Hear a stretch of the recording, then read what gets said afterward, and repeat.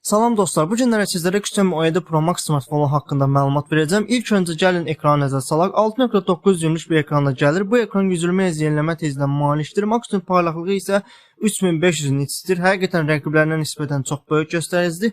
Arxa hissəsində kiçik bir ekran var. Bu ekran da eyni ilə 120 Hz və 3500 nitə qədər parlaqlığı dəstəkləyir. Telefonun çəkisi isə 219 qramdır. Bəli, biraz ağır ola bilər. Gəlin isə ən əsas hissələrdən biri olan prosesor hissəsinə keçək. Snapdragon şirkətinin ən güclü prosesorlardan biri olan 8 LT Gen 5 3 nanometr arxitektura əsasında hazırlanıb dünyanın ən güclü mobil smartfon prosesorlarından biridir.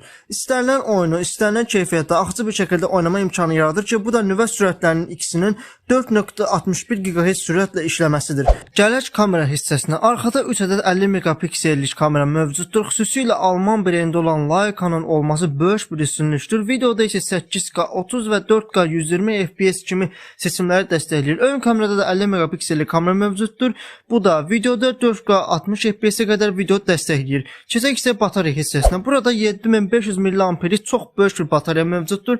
Təbii ki, bu bataryanın rəqiblərinə nisbətən daha uzun getməsi batarya hissəsinin sistemdə daha yaxşı optimallaşdırılması ilə bağlıdır. Smartfon haqqında bilmədiyiniz bir sual yaranıbsa, şərh bölməsində bildirə bilərsiniz.